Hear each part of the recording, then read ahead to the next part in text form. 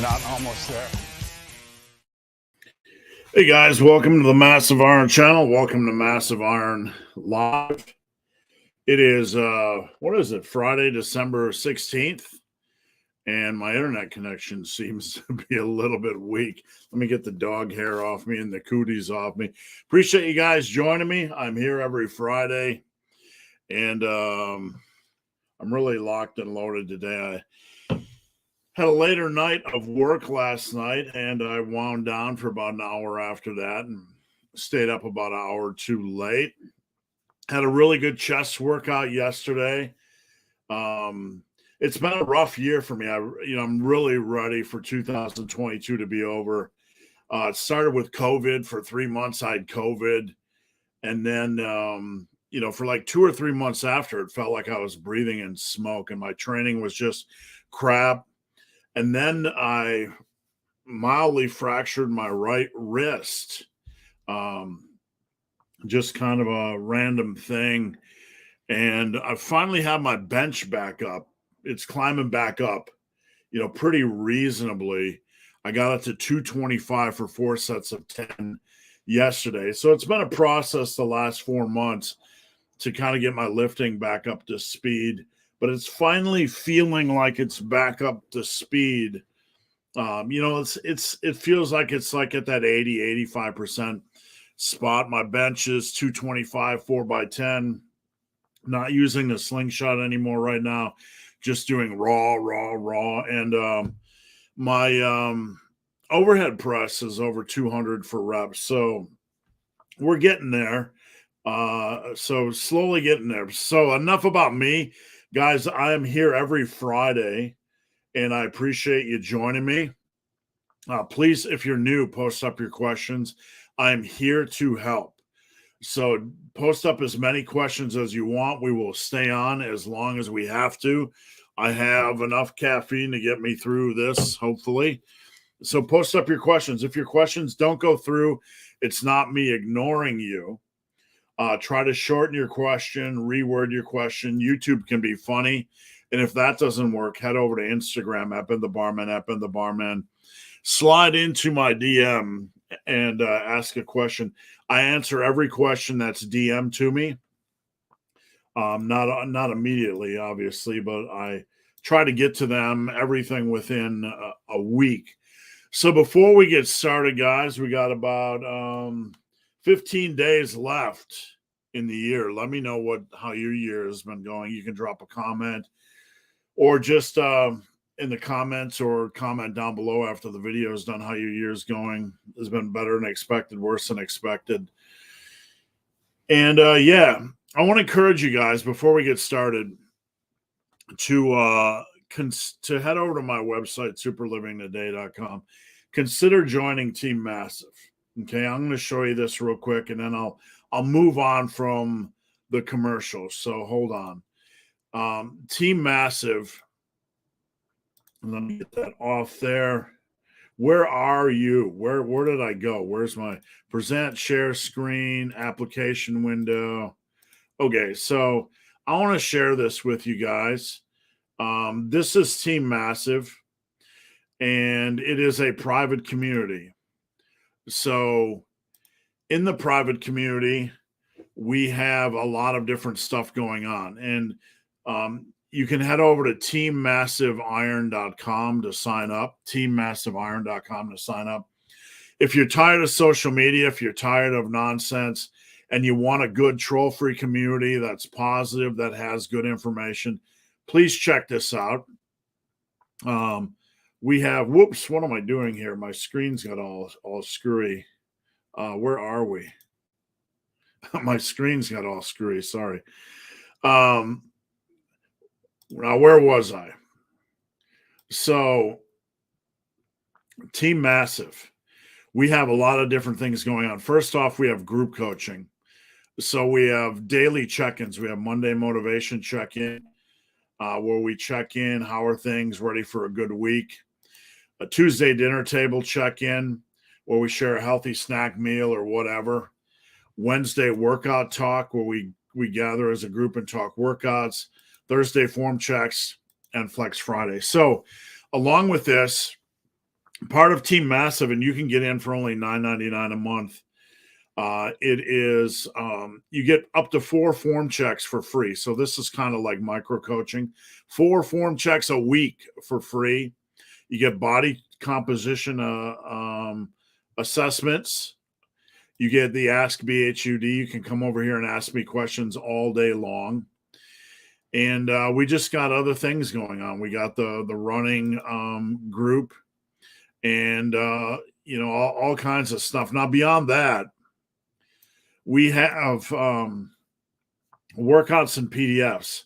I put up all my workouts in here and all my PDFs for free, and I'm constantly adding to this stuff. We're going to have exclusive Massive Iron podcasts for members only, and articles. We also have Topic of the Day and Massive Random. So if you're on the home and you search like squats, okay? Come on. We're not going to search home. We're going to search everything. Okay, so you can search everything for squats. You can get all these different articles and workouts on squats. So it's just an amazing, amazing amount of information.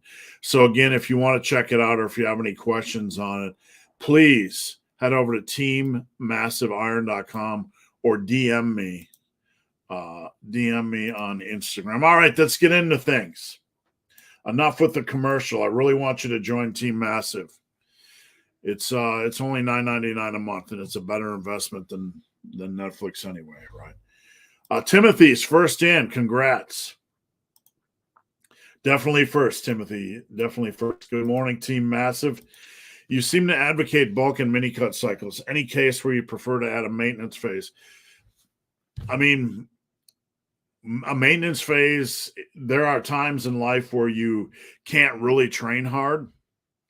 You can't really train aggressively, so that's fine. But a maintenance phase is basically for people who want to maintain. If you don't want to build muscle, you're kind of in between one of those phases where you can't really train hard. There's no recomping between, at maintenance. It's a fairy tale unless you're a beginner. No, I don't advocate it because it's a fairy tale and it's a quick way to shortcut your gains. If we could recomp, everybody would be recomping. Like recomping is staying, because Timothy's talking about maintenance, being at like 170 and staying at 170. Could you possibly in the next year gain 2 pounds of muscle and lose 2 pounds of fat? Yes. Would it be much worse than just doing the bulk and cut cycles? Yes. We all go through cycles during the year anyway, where we're gaining a little weight and losing a little weight. With my strategy, you can be in a bulk over 10 months out of the year, and you're going to pack on more optimal amounts of muscle mass. I hate recomping. I think it's a fool's game and a waste of time. It's like chasing unicorns in the magic forest of fuckery. It's not effective. It's not efficient. I posted a meme on Instagram this morning, and somebody says, yeah, if you're a beginner, you probably can, you can gain a little bit of muscle and lose a little bit of fat. Is it going to be optimal? No, it's still not going to be optimal.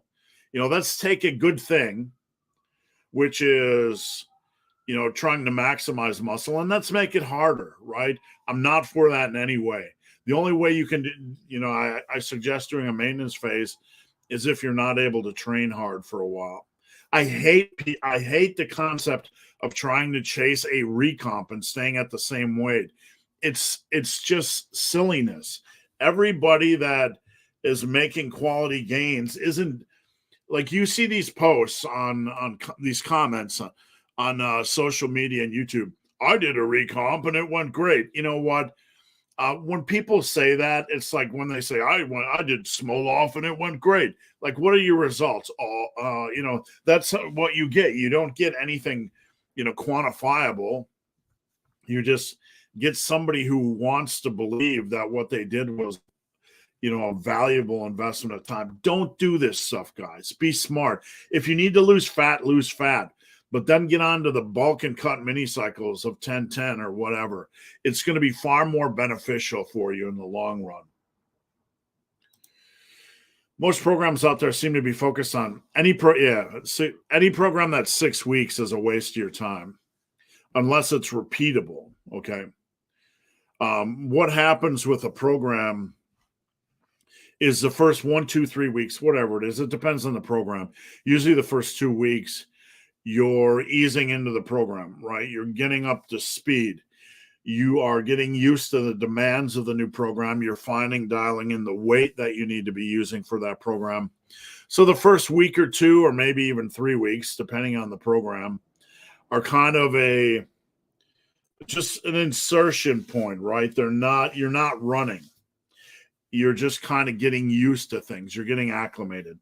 At that point, you want to have a good 3 or maybe up to 4 or 5 months running with the program, because that's when you can really start performing and getting a lot out of it. When you enter a new phase or a new cycle of training, and the first couple of workouts, you're just trying to figure out what's going on. Let's say you do a more rest pause focused program, or you switch to something really radical like a 6x3 or 8x3 Hepburn type of program, or whatever it is you switch to. It is going to take you a few weeks to figure out the program and the demands and the weight and etc. And you're not really getting much out of it during that point. You're getting up the speed, right? After that point, you need a good 3, 4, or even up to 5 months. If a program is running good, just keep going with it. But programs that are 6 weeks, they're useless unless they're repeatable. And I know useless is a strong word. Maybe that's not the right way to say things, but they need to be repeatable for that to be of value. You can't do a 4 to 6 week program and get much out of it, because the first 2 weeks you're acclimating, and then you have like a 2 to 4 week window where you're actually performing well, and you're spending more time acclimating to the program compared to the time you're actually crushing the program. So you want a program that you can run for at least 3 months. After that, you can go to a cut, you can go to a mini cut, you can go to a different program or whatever. So Timothy asked, what's the benefit of doing programs like this versus just, there's no benefit at all. Everything comes down to pragmatism. How's your bulk going? When's your next cut scheduled? You can run a program as long as you want. If you're really crushing muscle building results, run a program for a year. Get everything out of it you can. There's no urgent need to change programs. It's not like everything's going to hinge on muscle confusion, which is a crock of nonsense. So there's no advantage. A lot of these programs that exist are just created for mass consumption. They like a 6-week mass building program. Oh, yippee. I can build mass in 6 weeks. It's kind of the mental connection, right? 6 weeks to mass. That's great. Nah, it's 6 years to mass. So the number, I've put together programs that are I have a 6-week strength building program, but it's repeatable. It's meant to be repeated. And over the years, I've put together a lot of workouts. I might have put together 1 or 2, that had weeks in front of them, maybe rookie mistakes or, just pressure to do so when I rode at Tiger Fitness or Muscle and Strength. But it's just there's no benefit. There's no benefit to shorter programs. When you see a program online, and like, let's say it's a 12-week program, like a 12-week strength building program or 12-week muscle building program, and say it has like 4-week phases or whatever, it's a silly program, because it'll take you a couple weeks to break into each phase, and you're basically messing around unless you're doing percentages and they're nailed down. There's a lot of nuance here, but there's no benefit at all. Considering I'm not peaking for a meet. All right, HB, if someone was setting up a home gym, what's the heaviest dumbbell you would recommend? I think realistically for the average individual that's serious about massive amounts of muscle and strength or quality amounts, not power lifter strength and not um natural bodybuilding potential necessarily, but 80% of it, you really have to get dumbbells up to 100s. You really do. And if you're out there training, and I'm not trying to set a strength standard, but this is the reality. If you're out there training hard and you want quality mass, if you can't get a 100-pound dumbbell on bench or a 100-pound dumbbell row, you're going to be, it's a sign that you're pretty far off from where you need to be. So 100 pounds is fine. Beyond that, I mean, even if you just stuck with that on your dumbbell rows, you could do multiple sets of 10 and still get good value out of it. I'm very much obsessed with the dumbbell row, and I would like to in my home gym have 150s because 100s just are tediously light. And I think for anybody that really wants to maximize muscle, 150s are a good goal, but you could get spin locks or adjustable dumbbells up to 100 and then maybe get a set of 120s or a set of 150s after that, but that's up to you. You can get longer Olympic dumbbell handles that accommodate that. This stuff gets pretty expensive pretty quickly. Been thinking of attending a local powerlifting meet. I would do it, but I've just been doing general competing or attending. Sorry. I saw attending. I think everyone should attend. I think each of you should check your calendar and just attend a quality powerlifting meet or attend, meaning audience, a quality natural bodybuilding show just to gain some perspective. I think it's a good idea. It's pretty cheap, right?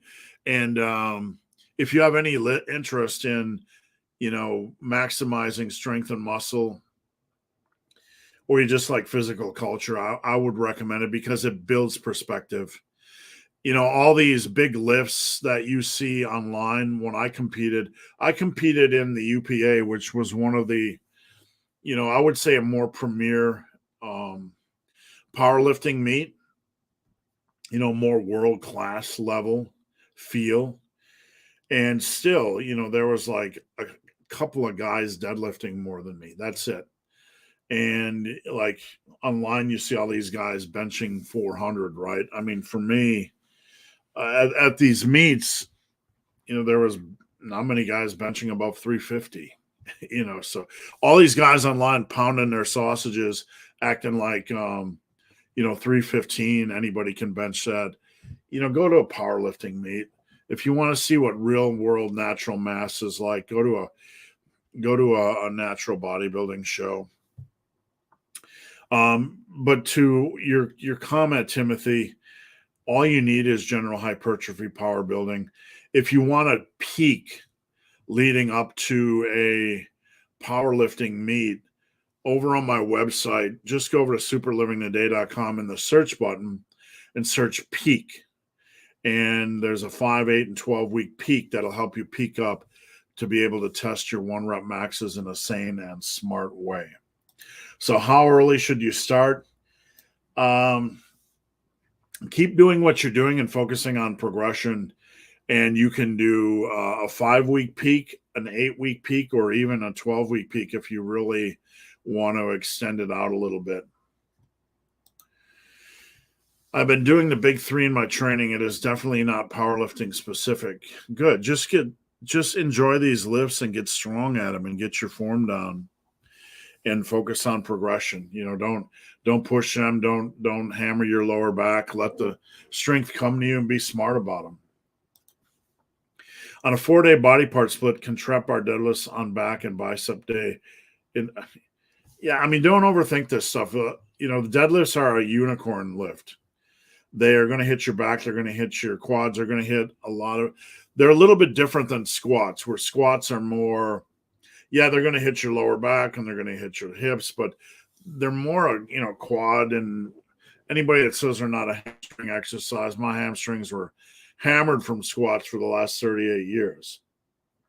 So, what I think they're best placed on back day, because if you want to do these in squats on the same day, on a leg day, good luck, right? That's pretty intense. So I like to do my deadlifts plus 12 sets for back. So you just have to kind of structure that properly. If someone could barbell bench 225 by 1, how much would you expect them to dumbbell bench? At least 80s by something.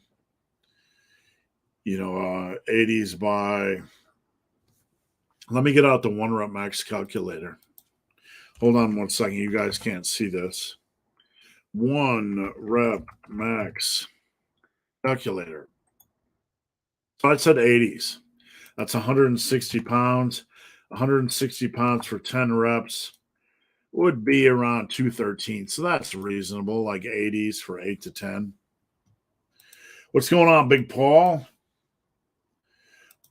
I've been seeing the articles you link on Instagram about meat actually being healthier and better for the environment. Why do you think the plant-based propaganda has been so successful?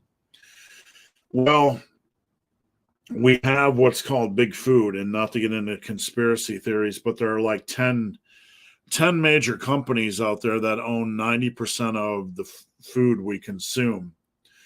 Like, for example, what is it, PepsiCo or whatever the company is? They own KFC and Taco Bell and Frito-Lay and all these entrees and drinks and everything, right? They own all this stuff. So these guys are about profit, and that's not conspiracy theory. That's reality. They're about profit, and they're about convenience, and they're about making money. And in the process, they put out, they find new ways to put out food products that are less expensive, and they typically involve crap ingredients. And the cheapest ingredients are generally going to be carbohydrates, cheap forms of carbohydrates and additives, processed flour. So there's no profit in meat. There's no profit in meat. This is a money war, right? And don't think for a second that big food, all these 10 megacorps, don't have lobbyists, not just in the United States, but all around the world, pushing for their benefit, because they certainly do. And this becomes, food becomes political. It becomes a political weapon. And we receive a lot of propaganda and a lot of misinformation. And that's what's going on. It's just cumulative over the years. There's not a lot of profit in eggs and meat because you can't mass produce them easily, right? So while big food might have a little bit of meat in their products, I guarantee it's lower quality, and it's less than, then that's probably good for us. We need more. So it's not necessarily the vegans that are after us. It's more the fuel being put on the fire, the propaganda war by big food and the lobbyists and everything to eat more of their shit. That's reality. It's not a conspiracy theory. Meat is extremely healthy. Protein is extremely important for a balanced diet and satiety. It's not going to give you high blood pressure and heart attacks. We've been conditioned to believe all this stuff. Like, how many times have I heard people believe eggs are bad? Eggs are not bad for you. They're not going to give you bad. People are doing laps around the McDonald's drive-thru right now, and we're worried about somebody eating an egg. We got to get back to common sense. I am not able to overload on strict overhead press when the rep range is 10 to 12, but able to progress when the rep range is 4 to 6. All right, I'm processing this, so I'm a little bit confused. So a 10 to 12 rep set is going to be lighter, okay? A 4 to 6 is going to be heavier. So let's say somebody doing 4 to 6 has 130 pounds on the bar. Just whatever the numbers are, doesn't matter. If you're doing 4 to 6 for 130, maybe you're doing 100 for 10 to 12.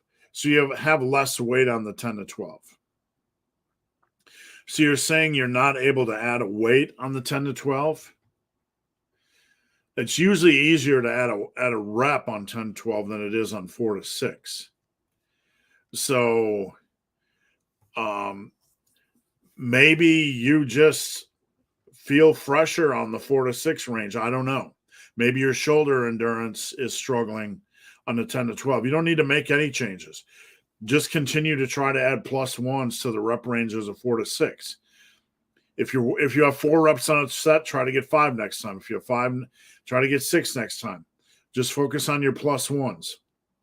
You don't need to make any changes. Will you be watching the Mr. Olympia? Thanks for the reminder. You know, I've been kind of eyeballing it from the side. Is it on TV? Is it on anywhere? Is it streaming anywhere, like on the Roku? Does anybody know? Is it streaming on YouTube so I can watch YouTube on the Roku? Somebody let me know if you know, because I don't.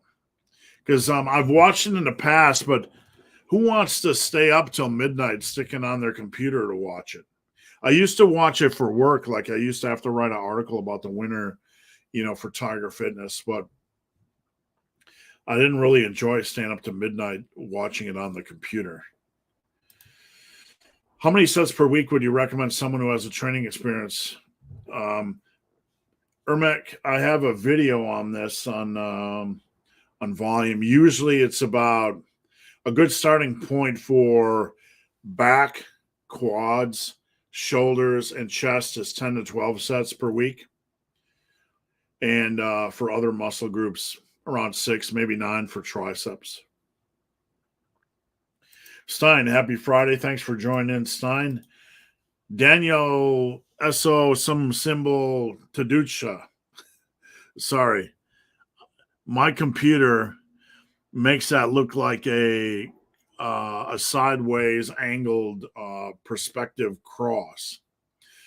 What leg workout exercise would you recommend for a cyclist? The same as anybody else, my friend. Same as anybody else. You know, if your goals are size and strength, you don't have to do all of these exercises, but this is the pool to consider.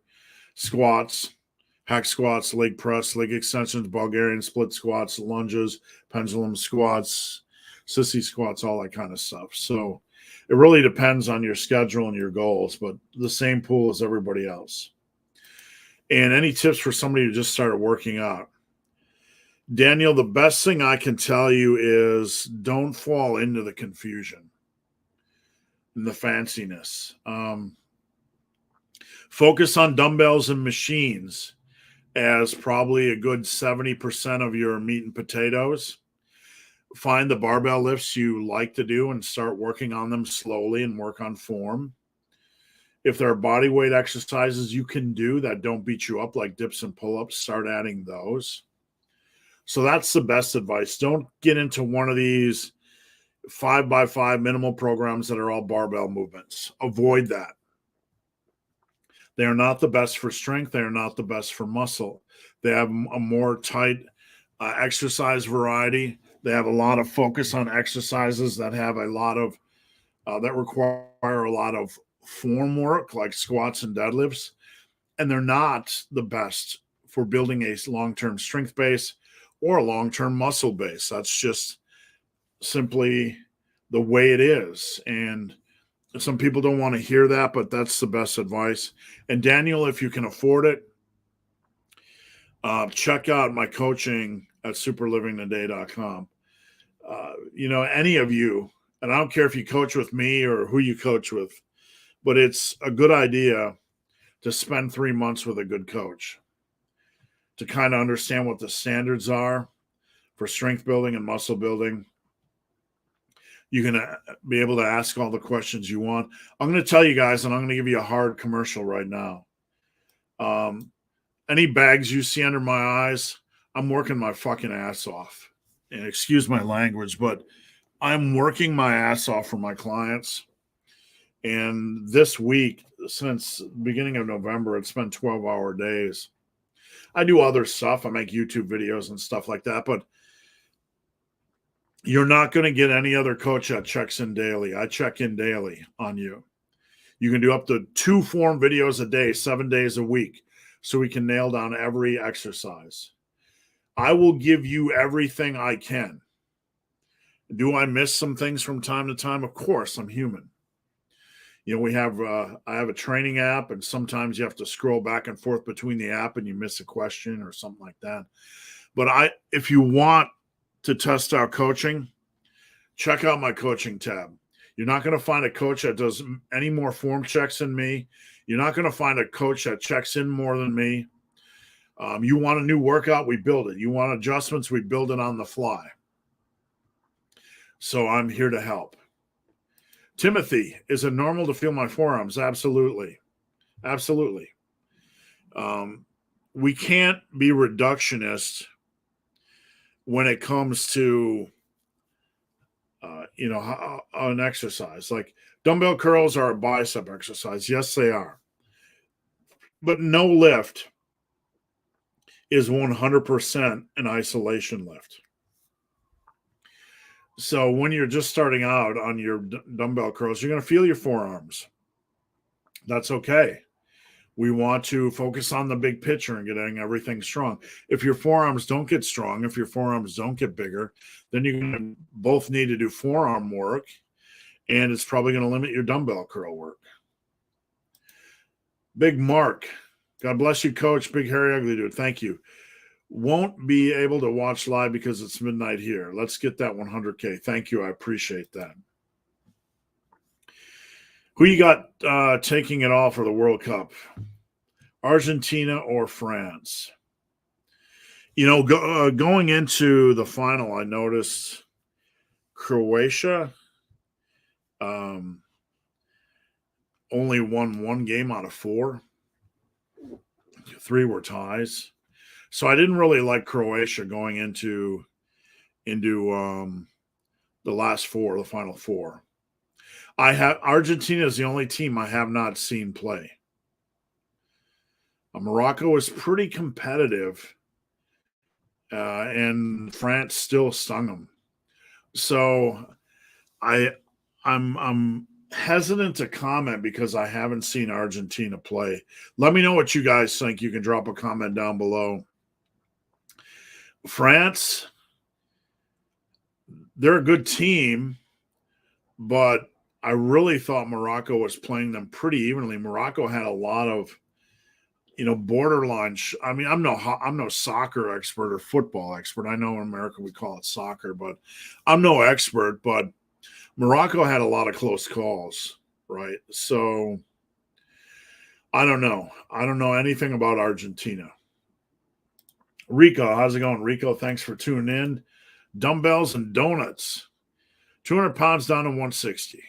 Need to go on my first bulk, but in my own head, yep, do it wisely. Check out my book. If you guys are afraid of bulking, just go over here, hit the search button, hit bulk. I got like a 60-page PDF on how to bulk correctly. You're not going to get fat. We set a 10-pound limit. You gain 10 pounds over 3, 4, 5 months, and you lose 10 pounds, right? So my advice is you're not going to get fat doing it the right way. Head over to my Instagram and look at the transformations of my clients. And I don't post them all. I only post the ones that give me permission because I don't want to bring everybody into this crazy social media world. But check out the guys that are doing it right. They stay about the same weight over time and they recomp. In fact, let me pull it up right now, okay? Hold on, we're going to pull up their Instagrams. All right, where are we? Okay, so let's share screen. And what do we got here? I'm going to remove this just so you guys can see this better. So this is one of my clients. This isn't a recomp, but he's about to start a recomp. This is Eric. And Eric lost a lot of weight, over 130 pounds, 136. Aaron's about to start the recomping process. Gain 10 pounds, lose 10 pounds. But let me show you this. This is the process of recomping, like bulking and cutting cycles. You can see not getting fat, getting leaner. The properly executed bulk and cut cycles get you bigger and leaner. Bigger and leaner. Okay? We're not done yet. Bigger and looking leaner. Okay? One more. Bigger and leaner. This is Lee. He started at 197, ended at 197. Same weight, right? Whatever weight you start at, 170, 160, whatever. If you do the bulking and cutting right, according to the way I teach bulking and cutting, and it's not the only way, this is my way, but this is what happens. So that's my best advice. If you don't trust the process, if you do not trust the process, you're never going to build quality muscle mass. That's something you have to deal with. You have to be reasonable and rational and understand that if fear dictates what you do, then you will be limited by that fear. Okay? I understand you're at 200 pounds, but it's time to be reasonable, rational. Focus on what you can control. Precision nutrition. A bulk doesn't have to be sloppy. You can do a bulk precisely with precision. So equip yourself with precision and you will be fine. Rico, I've been hearing a lot on the internet that you really don't need to rowing. Who said this shit? And overhead. Oh my goodness. This is ridiculous. It's ridiculous information. It's such crap information. It's awful. You have horizontal rows and you have vertical rows. The vertical rows, the pull-ups and the lat pull-downs, are really the harder lifts to progress on for most lifters. They really are. Some people are really natural at pull-ups.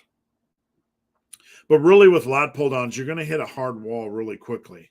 And that's more of a limitation of how mediocre the average machines are, and such big jumps. But the back part is ridiculous. It's some of the worst advice I've ever heard. You need all kinds of rows and you need a battery of big rows and you're going to build a big ass back.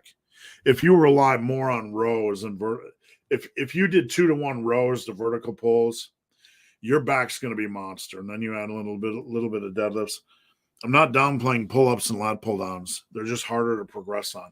You definitely need rows. Anybody that says you don't need overhead presses, if you look at just shoulder girdle health, you need to balance your shoulder girdle in pressing planes. Push, horizontal press, vertical press, horizontal row, vertical row. You need to balance your shoulder girdle health with those. Don't listen to this crap, guys. Do it the massive iron way. What do you got after you're done doing overhead presses? Laterals? Okay, great exercise, but there's no progression. A lateral alone isn't going to do jack shit for your shoulders, right? So this is just bad advice. And you can share that with other people. I don't care. That's my opinion. I think it's awful advice. It's awful advice. And in my opinion, there's no other way to do it than big, solid rows and overhead presses. Everything else is bullshit, in my opinion. To elaborate, pulling from the ground and pulling overhead is no, that's awful advice. That's awful advice. The deadlift is great for your erectors and your yoke and adding to your back mass. But pulling overhead, most people, can't do pull-ups well. Most people just can't. They're an exercise that's slow to progress. That's the facts. Some of you can really progress at them really quickly. 95% of you can't. So you have an exercise that's slow to progress. that a lot of people can't do naturally. Plus, we live in an obesity era where that makes pull-ups even harder. Then you have lat pull-downs, which will cap out really quickly. So you guys can do what you want, but this is awful advice in my opinion. It's never going to be the way I teach it, and you guys can run it if you want, but it's, in my opinion, and I'm not attacking anybody that says it. I'm just telling you, in my opinion, it's trash advice. The advice is trash, not the person who said it. Okay, let's differentiate, because one thing you go through on YouTube is when you don't like a piece of advice, you know, somebody is like, you're going after, you're fighting with someone. I mentioned in my last video, I don't like minimal programs. I don't like 5x5 cult of barbell programs. And somebody's like, I don't like it when you go after fight with other coach. I'm not fighting with other people. We're fighting with concepts. Okay. And that's part of life, you know, and anybody that can't handle it needs to put on their big boy panties and deal with it. Number one, fitness isn't life or death. Get over it. It's just exercise. Number two, disagreeing with a concept isn't fighting, right? Fighting is fighting. Like if I said lifter X, you know, is an idiot, I think the concept is idiotic. All right, Scotty Mac. All right, big fella. Got a heavy calf workout trudging through snow. Yeah, enjoy that, right? We haven't had snow yet. We're halfway through December, and we haven't had it yet, thankfully. Happy Friday, Team Massive. Finally making it back to live. Battled the worst case of the flu. Sorry to hear that, man. Sorry to hear that. I had influenza back around 2002, 2003. Lasted a month, and I felt horrible. Big Josh, doing 8 to 12 sets of quads in one day is mentally fatiguing. Do you think splitting the workload? Yeah, you can do whatever you want, man, as long as you keep the weekly volume. Whatever is best for you. Some people don't like it. I like it. You know, I like the challenge. That doesn't make me superior. It just makes me superior, Josh. Just a joke, folks. Just humor. No, it really doesn't matter. I find splitting it up to be mentally fatiguing. You know, so whatever works for you, as long as you're progressing and working hard. Eric, the Beard of Redness. Hello, massive fam. What time is it? It's time to grow. Raphael, happy Friday. Glad you're on. Thank you. Thank you kindly. Harud, how's it going? All right, guys, that's it. We are at 11, and I have to pick a winner. So I'm going to pick Rico. No, actually, I'm going to pick Rico and Dumbbells and Donuts. You're both going to win a t-shirt or hoodie.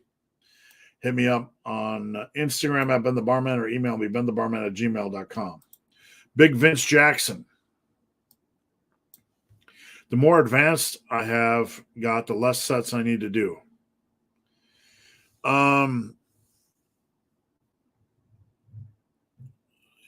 As you increase work capacity and work focus, you can find that you can get more out of less. And sometimes just taking extra time during warm-ups. But I don't blanketly advocate trying to do less. You know, try to stay in that hard work zone. And really the servant is results. We want it to be about results, not how much we do, right? So as long as the results are there, that's fine. Brendan, do you think it's true when guys say a push-pull leg split that arms will lack? Because you do them at the end. Something is always going to be at the end of a workout. No, because we're working on work capacity. And as you fatigue your arms with the initial work, that's what you want. You want to do your arm work at the end when they're fatigued. Because you're working something when it's fatigued doesn't mean you're not getting results out of it. if this were the case, we'd only do 2 exercises a day every day, and then we'd leave the gym. There's this paranoia from people that, like, I'm not getting as much out of the last exercises as I am out of the first. No shit. I mean, I'm not making fun of you. I'm not making fun of anybody. I'm just laughing at the concept. That's how it works. That's why we do the bigger hitters up front that require more focus on form. And that we're working on work capacity. We're not worried about straight numbers. When I made my video that chasing plus ones isn't the same as chasing strength, this is an exact reason why I made that video.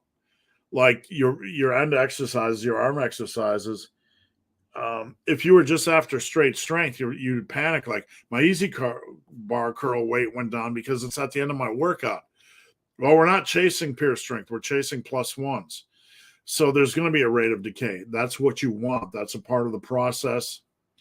And there's no way to unengineer that, re-engineer that, reverse engineer that. That's what you want. That's all upside. That's 100% upside. You're attacking them fatigued from the rest of the exercises. If you came in fresh at the end on your arm work, then your first 4 exercises on any push-pull day would be completely a waste because you're not working hard enough. Slimmy Shank. If I keep progressive overloading, should I change anything? No. You should evolve things. I feel like I'm overthinking. Probably most people do. Don't change, evolve. What do I mean? You're doing barbell rows for 3 sets of 8, and you like, hey, maybe I like 10 rep sets better. That's evolving. Let's say you're doing barbell rows and you find you like Pendley rows better. Move them to the floor. That's evolving your programming. There's nothing to change. Nothing. You don't need to change anything. You don't need to confuse a muscle. You just need to work hard and progressively overload. And that is 90% of it, along with good nutrition. 11 to 3, 4, 5, 6, 7 on bench. Great. Hit 240 for 8. Nice job. Moving on up to 245. You'll be at 250 in no time. About to go hit 5, 10, 10, 20. Great, man. Keep at it. Once you get to like 250 on that 3, 4, 5, 6, 7, you're in a really good place. So you'll be there in just a matter of weeks. Thoughts on Arnold's split? Don't like it.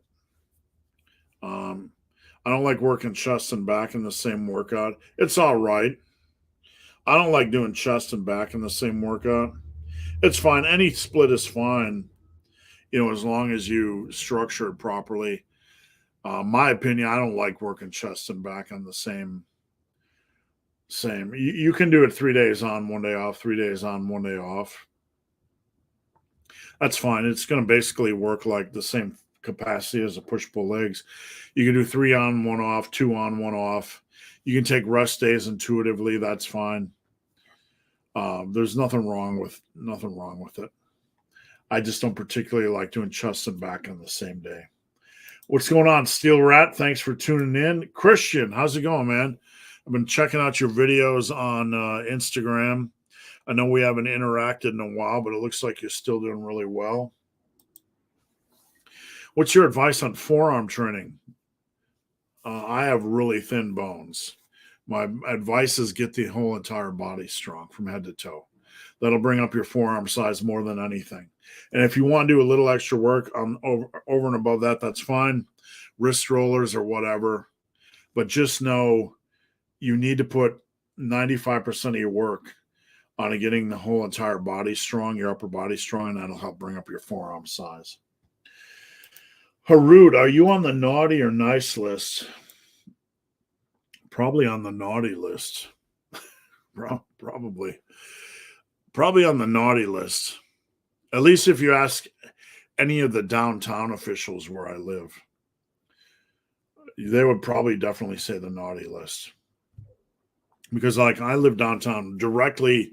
If you walk out 10 feet and go down, you're in the middle of the street. So we have a lot of downtown festivals, and we're about 20, 25 minutes outside of Cincinnati. We have a lot of drugs and homelessness and chaos down here. And I'm kind of like the neighborhood watch guy. Like my bedroom is against this window and there's a park and a parking lot over here. And there's always some idiot out there doing something, causing noise after hours. I'm like, here we go. Put on my jeans. I tell them to kick rocks, right? Give you an example, like 1 a.m, you're like, you hear something outside. 2 dickheads are drinking beer, repairing their car in the parking lot, like 20 feet from my bedroom window. Number one, you can't do that. Number two, people live downtown trying to sleep. So I went out there and sometimes I get in people's faces and I tell them, I think to paraphrase, I say, hey, you fucking idiots, get the fuck out of here. You know what time it is? Like, whoa. Guys, I'm a little bit abrupt, right? Oh, like, what are you going to do? Punch me? Then what? You're still an idiot. I'm still going to call the police.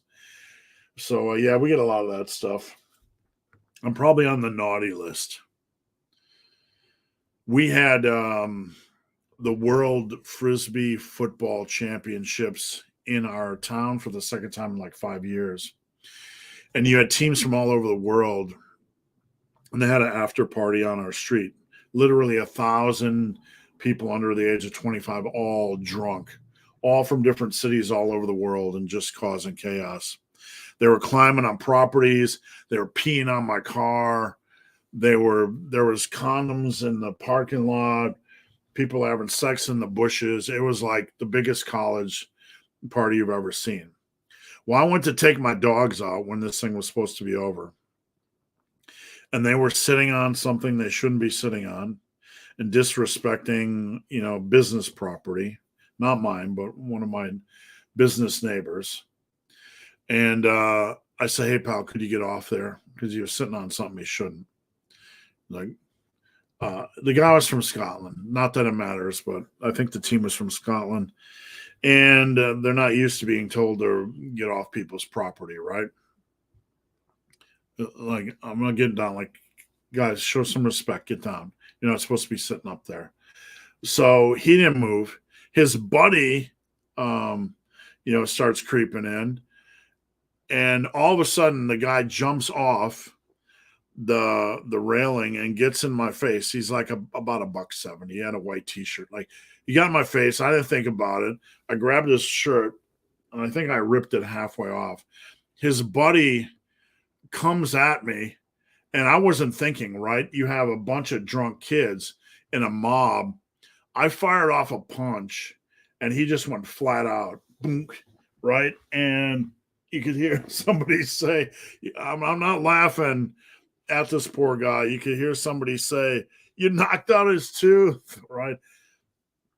But these guys were drunk, and they tried to start something, and I was just telling them to get off the property. So yeah, I'm probably on the naughty list. Raphael, Liver King maintained. Yeah, Liver King. Paul, when I wear my Massive Iron hoodie to the gym, everyone gets out of my way.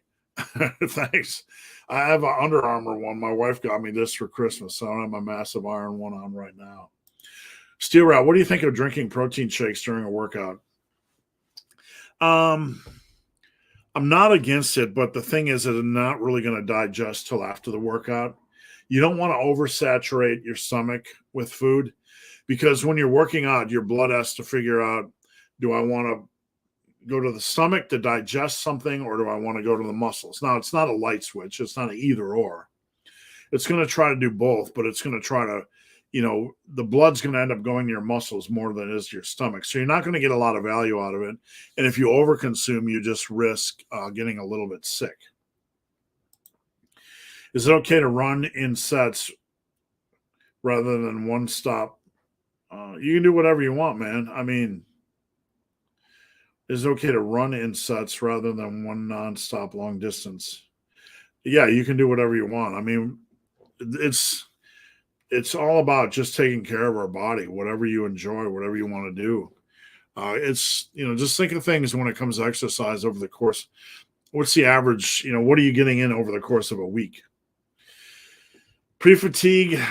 I used to squat before running. It's fine. You get used to it. You're not going to die. It's not the most pleasant thing, but yeah, you can definitely do it.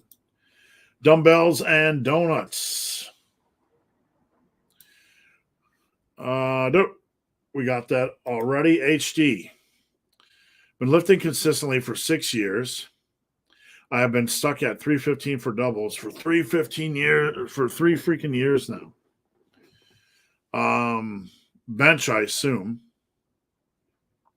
Check out my bench protocols that I don't know what day, I think it was in the last month, where I talk about training the central nervous system with the 3, 4, 5, 6, 7 and the 5, 10, 10, 20 protocols, and also using concurrent periodization. So my biggest tip would be to check that out.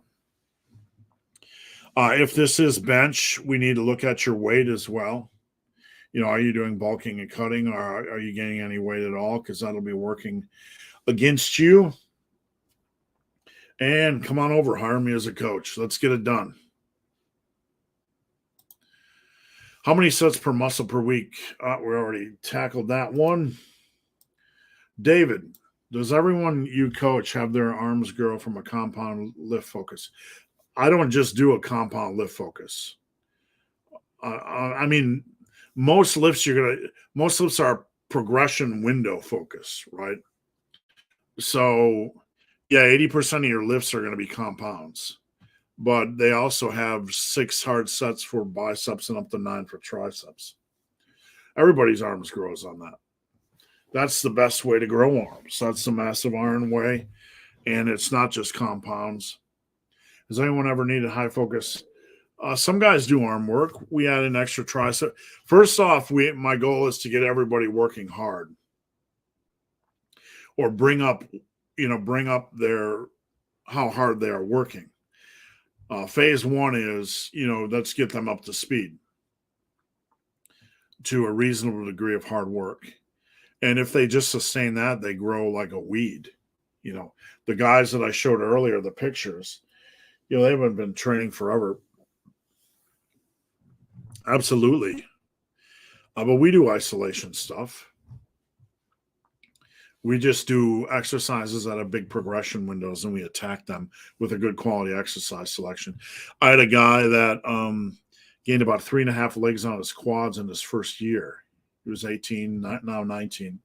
3.5 inches on his quads. So everybody does that trains properly and eats right. There's no other way, really. You can do a lot of isolation work, but it becomes fluff and pump because you don't have progression. To build big arms, you need to get bigger on not just isolation lifts, but on your compounds. Question: what exercises do I do to build obliques? I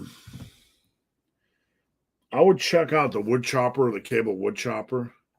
That's kind of one that we can do a little bit. Most guys can do in the gym.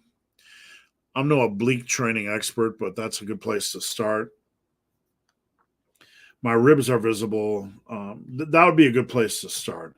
But I would honestly search for any other oblique exercises that allow for progressive overloads. Like standing military press is good for core stabilization and probably general core development. Your big compound movement, squats and deads, single arm dumbbell overhead press. Brady boy, what programs would you recommend for a new lifter over 45? Number 1, sign up for coaching. I'd love to help you. I love working with guys over 45 and get you on track and away from the bull crap. Focus 70% on dumbbells and machines and work on your barbells in the periphery. You want to focus on dumbbells and machines, and then maybe do your other barbell rows and seated overhead press on barbell in the periphery. Would you critique my program? If you want a really good quality program critique, the best way to do it is to put it into a Google Doc and share the link with me so I can go in and move things around. That's the easiest way. So as long as it's well structured and I can digest it really easily, that would help me a lot. If I dumbbell press 110 for tens, where about would you say my barbell would be? I'm assuming we're talking bench over 300. I would say 330. LeJason,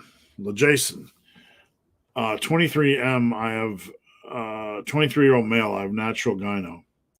It's not that visible, but my concern is the more I exercise, the more it'll be visible. The leaner you get, the more it'll be visible. I know you're not a doctor. Gyno, like, you have to walk the line between being lean, and have you ever been super lean? That's the question. I mean, is it man boobs or is it true gyno? I would need to know more information. So this is a hard one to tackle. If it's true gyno, you probably need to talk to a doc because there's no way around that other than probably surgery. If it's just man boobs, you need to get super lean. So if you want to message me on Instagram at Ben the Barman, maybe we can tackle that a little bit more. Big Vince Jackson. If you do a lot of incline pressing, yes, you do need overhead pressing. 100%. You need a barbell and a dumbbell overhead press. An incline is just a slight. A dip is more chest focus and triceps. You absolutely need overhead pressing. Max Smith, just got my sweater. Thanks. Glad you got it in. That confused me for a bit because we don't call them sweaters in America. So it kind of, I had to think like, do I sell a sweater? So, sorry, guys, over the pond. We have some different words sometimes. Andreas, facts. Thanks for tuning in. Massive lips. Long-time viewer, first-time question. What's your view on sub-maximal volume, such as step loading? You can add, double progression. I've done videos on double progression or step loading before. It's all right in context. It's not something that you can only run or run exclusively. It's okay. There's nothing wrong with it. It just has to be run in the proper context. What's going on, Big Rich Knapp? Scotty Mack, I suspect the script was written for Messi's last hurrah. I want to buy you coffee today. Thank you. I appreciate that because you're an amazing guy, great coach, and I love the work we do together. I sincerely appreciate that. And you know what? It means more to me than I can express because, I do the very best I can. I always want to do more, and I'm always self-critical. Am I doing enough? So, I sincerely appreciate that. Neil, first time catching a live. Joining Team Massive was one of the best decisions I made. Thank you for joining. I appreciate that. And I'm going to continue to try to add more and more to Team Massive. Dude, man, there's too many rows I wish I could fit into a week's worth. Yeah, try to do them over the course of 2 weeks. So you could alternate barbell and dumbbell rows every other week. You don't want to alternate more than 2 weeks. Dumbbell and barbell rows, maybe seated cable rows and machine rows every other week, that sort of thing. You can work in some exercise variety that way. Team Massive brought me from 165 by 10 to 185 by 10 in a year. Nice work, Paul. It's all you. I don't have heavy dumbbells, so I use landmine. That's fine. Meadows rows are absolutely fine. Dude, man. Massive Iron, how do you test your 1 rep max without a spotter? That's a tough question. On bench, you really have to be focused on bar speed. So you're going to hit a rep on bench where your bar speed's going to slow, but you're still going to lock it out. When that happens, you're pretty much done. You can't move up in weight anymore. You're likely to fail. Deadlift is deadlift. You're not going to die. Squats, you would need to learn how to dump. Bench is probably the most troublesome. And you're going to have to kind of do a slow creep. If you hit something and you're able to get it without a slowing of speed, odds are you can, 90% of the time, you're going to be able to add 5 pounds and get the next rep. If you add 5 pounds and there's a slowing of speed, but you get it, you're probably not going to get another lift at 5 pounds more. There's still inherent danger. So I would be very careful. And if you're not sure, don't test your 1 rep max unless you know how to dump. Daniel, if progressive overload is key, it is key. It's not an if. Isn't it better to every muscle group you got to cut off? To ensure proper recovery. It doesn't really matter, Daniel. It doesn't matter much. I find better recovery training once a week, but in the modern landscape, people have such a fear over this style of training, and it seems very foreign that, because you're really taxing a muscle group with a greater degree of intensity. There's no right or wrong. As long as you're working hard, everything is going to shake out over 5, 6, 7 years. Hugh Myronson, have you ever used the assisted pull-up machine? Yeah, I don't like it at all. I've been using it after normal pull-ups. If you get a good connection with the lats, go right ahead. I don't particularly like it because I can't get a good connection. That doesn't mean you can't. So at the end of the day, this is why I preach evolving your training based on needs. If you find a good connection with an exercise, use it. I don't, so I don't use it. Christos, barely made it. Sorry for being late. What's the best cardio if you live in Chicago? Running from people with guns. If you live in Chicago, running from thugs. If it's too cold to run outside, anything with elevation. You could get an aerobic step, like from Walmart or Amazon. And an aerobic step, you can do step ups, right leg up, right leg down, left leg up, left leg down. That elevation is really good and it'll help get the heart rate up. You can do that inside. If you have a set of stairs, you can do step ups as well. Probably the easiest and the cheapest. You can also do jump rope like HIIT, where you do 15, 20 seconds of faster jump roping, and then maybe 40 to 45 seconds of slower or stuff like that. If I just do 10 sets per week and don't ever vary volume, no, you're not missing out on any. That's what I've done for 38 years. It's all about hard work and progression. You're not missing out on anything. Is a conservative calorie as long as you're gaining weight. I mean, if you want to try to gain 3 pounds over the course of a year, you're not going to gain much muscle. So it really comes down to what are you trying to gain over the course of a year. You go slow, you're just going to slow the process. You go too fast, you're just going to get fat. So that's why I advocate the 10-pound limit over 3, 4, 5 months. Parsa, hey, big hairy ugly dude. I've been making good progress on my incline bench and seated overhead after implementing your advice. I'm really glad to hear that, and I appreciate you tuning in with the feedback. Harut, what do you think about running threes with less or more weight, like +2 for pushes or maybe 8 to 10 for pulls? +2 pounds for... you mean changing the rep range? Are you saying changing? I assume you mean changing the rep range.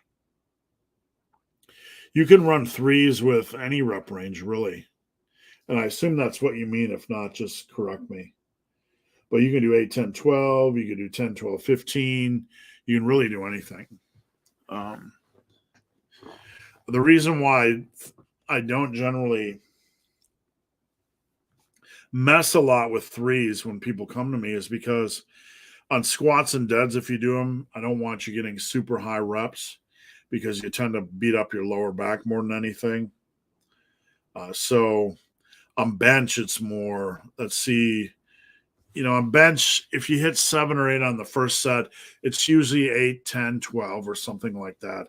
So it usually averages out to be more volume than the average person is using when they come to me, if that makes sense. You say that muscle loss on a cut is a non-issue. Correct. If I have good genetics and want to cut to 7%, no one can answer that. No one can answer that. It's going to be minimal. But the leaner you get, the more you risk losing a pound of muscle, right? But bodybuilders on stage, even naturals, aren't losing a lot of muscle. They're not. What you will feel is depleted from a glycogen standpoint. You probably feel flat. But as long as you're training normally, there's not going to be any muscle you lose is going to be trivial. LV King, what progression approach do you recommend for dumbbell, bench, overheads? I use threes, but it's a pain. I don't like threes because I don't like switching dumbbells. So what I typically recommend is just straight sets, last set, max safe reps. So I like to do 10-10 max, 8-8 max. And if the last set is 2 or more above the 8 or the 10 or whatever you're using, then I like to add weight. You can also do 15s, 12s. You can also go as high as 20s if you want to do 2 sets of 20s. So I don't like I don't like constantly changing weight. On some exercises, I like to change weight, but if you do that on every exercise of every workout, you're just going to be in the gym forever. I have a few friends who are on gear. Why aren't they that big? Because they probably don't train hard and they don't eat correctly. You need to put in the correct work and nutrition. So that's the issue, man. Nutrition is so important. Nutrition is so important. And I cannot stress that enough. You guys need to be serious about nutrition. These guys, if they're not gaining on gear, they're just, I don't know what to say, they're idiots. When I only sleep 6 versus 8 hours, I still progress. I'm the same way because the body is not that fragile. In the long run, lack of sleep is going to wear you down, right? It's not healthy for you. But, if you're eating right, you're going to have glycogen in the muscles. Your muscles are going to be probably recovered, and they're probably going to be ready to go. There are some times where we're just super fatigued, where we're not going to be able to push as hard. But, you still should be fine. It's just pretty normal. Guys, we have about 5 questions left. So last call, we're about 75 minutes into live. Last call, get your questions in now. Just want to warn you so we don't run short. Get them in now. If you're new here, post up your questions. Don't be shy. I remember when Alpha Destiny used to shit on bro splits and say it was only for, it's not for you users. I don't watch everything everybody says, so I'm not bashing on Alpha, but that's not true. You're right about frequency not mattering. Thank you. It doesn't matter. It doesn't matter at all. And bro splits are not for gear users. Look, I grew up in a world where most lifters, I would wager to say there might only be 1 or 2 people in the world that have interviewed more natural bodybuilders, more natural lifters, hung around with more natural lifters on forums, natural power lifters, and did more body transformation stories. All the years I was at Muscle and Strength and Tiger Fitness, 98% of these people use bro splits, natties, 98%. This was before everybody got obsessed with frequency training. So everybody was using them, including the natties, and they were crushing it. Crushing it. I'm not making it up to sway you. I don't care how you lift. That's the truth. Neo, how's it going, Neo? How problematic is it to be able to sleep only 6 hours a day? Well, it's not great in the long run. You want to get your sleep and you want to take care of yourself. But in the short run, sometimes in life, you need to do what you need to do. Why do you advocate doing a barbell and dumbbell press when training shoulders? Because it's the best way. When your second, yeah, everything's compromised. Guys, everything's fucking compromised on your second lift. That doesn't mean you should train like, what's y'all, look, I'm not getting upset at Hugh, but we need to get over this. It's a ridiculous concept. Your second lift's always going to be more tiring. It's always going to be harder. What's the alternative? Just doing crap lifts? Of course. It's not about strength. It's not about the performance on the second lift. It's about building work capacity and building plus ones on the second lift. Guys, you're going to get tired over the course of a workout. Your first workout is going to be big, juicy balls, right? Your second workout, you're going to be a little bit more fatigued. You're not going to perform. Your third exercise, a little bit lower performance. That's okay. We're building work capacity. This is the essence of muscle building, guys. We're not in there just to make sure every lift is optimal. That's not muscle building. I can go in right now. I just did this yesterday. I did barbell bench and dumbbell bench and plate loaded chest press, and they're all fucking strong because I took years to build work capacity. It's not about the numbers, and this is exactly why I made the video the other day about it's not about strength. It's about plus ones, and half the people didn't get it. This is exactly one of the main reasons why, guys. If your second exercise is solid, you probably didn't work hard enough on your first exercise. This is what we want, guys. This is what we want. It's absolutely going to be more fatigue. You want that. That fatigue is building fucking muscle, guys. That's what you want. Ooh. That's what you want. I get this question so often lately. Guys, you want to be fatigued.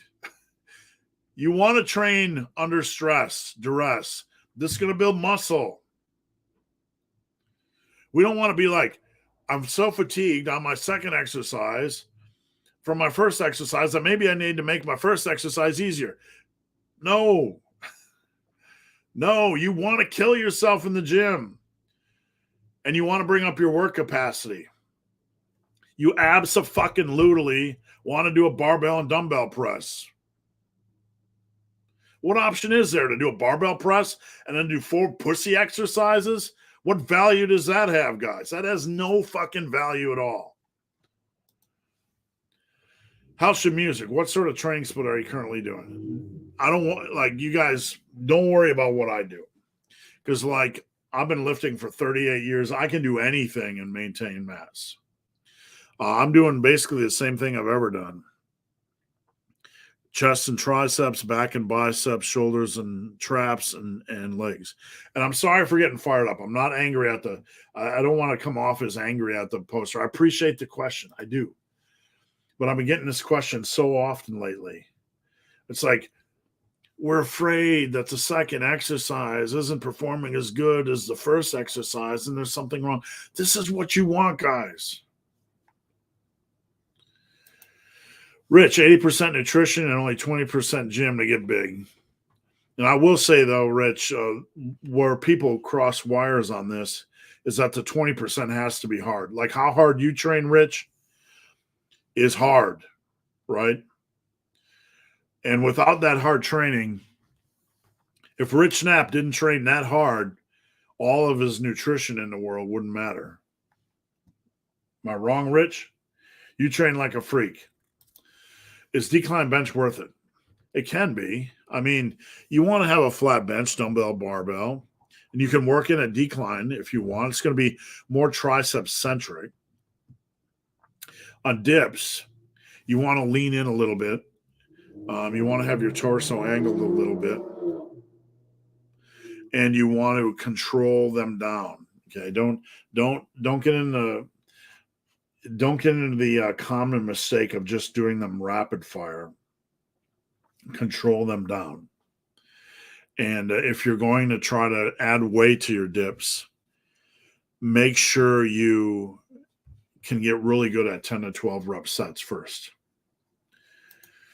Just want to say thank you. I appreciate it. Thank you for tuning in, guys. Sometimes I get fired up, and I'm sorry if I'm an obnoxious son of a bitch. But I really it's like a super important point. A super important point. Like, don't worry. It doesn't matter on a body part split or a full body workout. You're going to get tired as you move along. That's what you want. That's a sign you're working hard. And it doesn't matter if your performance drops on the next exercise. That's what you want. You want to build your plus ones. This is exactly the reason why, I made the video about chasing strength. It's not about chasing strength. It's about chasing plus ones. And some people didn't get that. If you do a barbell bench starting off and your dumbbell bench performance decreases after, and it brings down your strength levels on the dumbbell bench, you don't have to panic, because it's not about strength levels. It's about plus ones. You grind away in that zone, you're going to be fine. What do you think about 5-pound bulks and cuts? Too small. Just really too small. I don't like the idea at all. I'm just being honest. You're going to have to gain a little bit of water weight anyway. I don't like this at all. 10 pounds just creates more of a door for optimization. I do push, rest, pull, rest, repeat. I would really have to see. Really what it comes down to is how's the structure? Like any workout, any split can be good or it can be bad. So if you want to send me what you're doing exercise-wise, I'll be glad to help. 6F, I found your full body workout from years ago, I guess, on muscle and strength. I run it for 12 weeks now. You can run that for 2 years, man, as long as you're getting value out of it. There's no urgent need to change programs. If you need to take a break or two every 3 or 4 months for a week or two just to kind of reset, get in maintenance mode, take a little bit of a break from intense pushing for plus ones, that's a good idea, but you can run it as long as you want. John Paul, how do you recommend training in terms of volume effort when you're satisfied with your physique?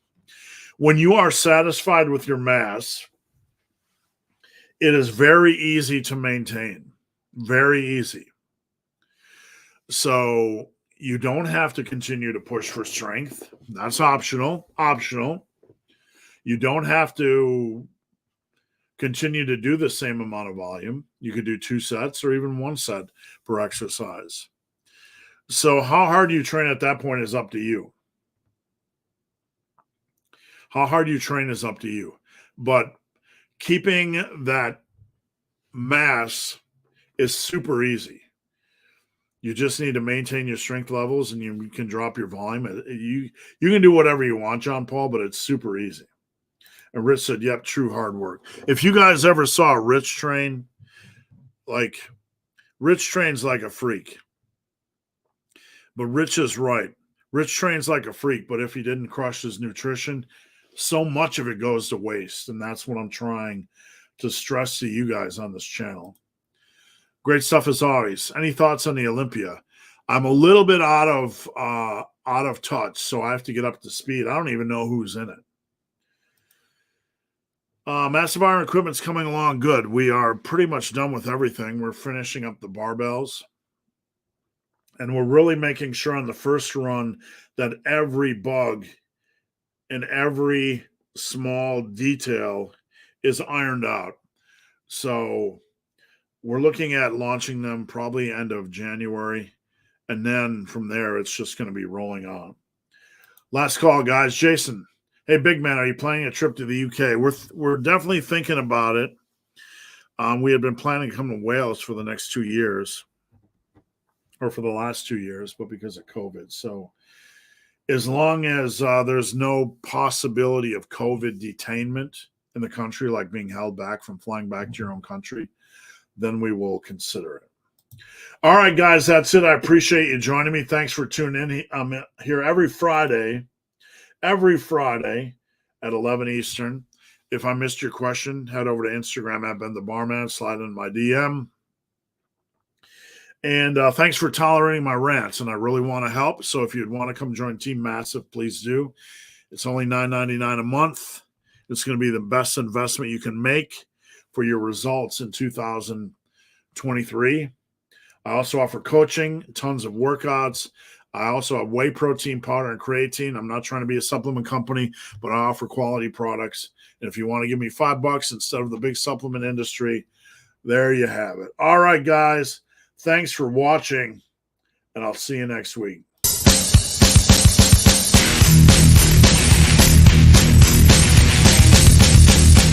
not almost over. It's not almost over.